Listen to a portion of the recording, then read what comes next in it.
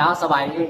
สำหรับท่านไหนที่มีปัญหาเรื่องสุขภาพเนาะว่าจะเป็นกรดไหลย้อนกระเพาะลำไส้เนาะยิสดวงทวารเนาะทางทันนี้เนาะวันนี้ใจจะมาว่าเรื่องอาการของแต่ละคนเนาะแต่ละคนมีอาการบ่คือกันเนาะบางคนเนี่ยจะเป็นกระเพาะประสาทเนาะบางคนก็เป็นกระเพาะลำไส้อักเสบมันจะแตกต่างกันเนาะว่าจะเป็นกรดไหลย้อนเนาะ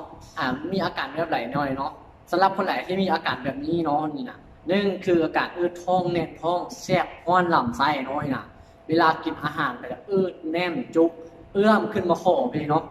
มีอันจะรออยู่คือมีอีหยังคาคออยู่ตลอดแบบนี้น้อยนะเวลากินอาหารไปแล้ว เวลาเขาเข้านอนแล้วมันก็ยังอืดยังแน่นยังขึ้นมาจะรออยู่คออยู่แบบนี้เนาะมีการแสบอ้อนเนาะลำไส้แบบนี้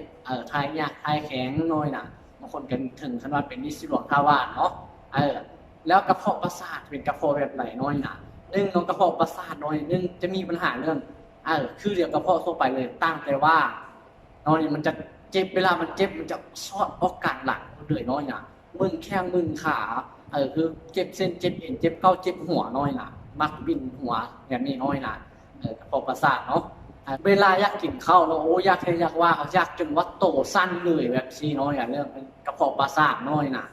สำหรับท่านไหนที่มีปัญหาอยู่แบบนี้เคยกินยามาหลายตัวแล้วบ่หายมีบ่เห็นผลลัพธ์น้อยนะคือใจมีลูกค้าหลายๆคนที่ว่ามาดูแลไม่ว่าจะเป็นเมนูอ้อนโบแบบเนี้ยหาลูกหากันเรื่อยๆ2 เดือนแบบนี้นะก็ยังสามารถกินได้บ่มีผลข้างเคียงบ่มีสารตกค้างน้อยนะเพราะว่าสำหรับตัวเป็นทักเนาะตัวนี้มันจะดูแลเรื่องอากาศเนาะคือท้องแน่นท้องน้อยมันจะดูแลเรื่องจุลินทรีย์ในลำไส้น้อยที่มีปัญหาเรื่องกรดไหลย้อนแบบนี้น้อยแล้วโควิดการ์ดจะรู้เลยในเรื่องระบบทางเดินอาหารเช่นว่าคนที่มีปัญหาถ่ายยากถ่ายแข็งระบบขับถ่ายบ่สะดวกแบบนี้น้อย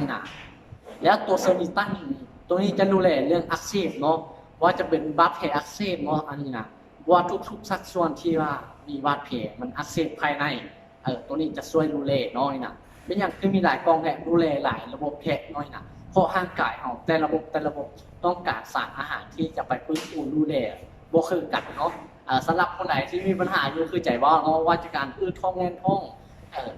กรดไหลย้อนกระเพาะว่าแสบท้องลำไส้กินอาหารกินอย่างจะกินบ่ได้แบบนี้เนาะกินเผ็ดๆเค็มๆไว้จะกินบ่ได้แบบนี้หรือทายยากแค่แข็งถึงขั้นมาเป็นที่สุดสบายแบบนี้โทรปรึกษาได้เนาะ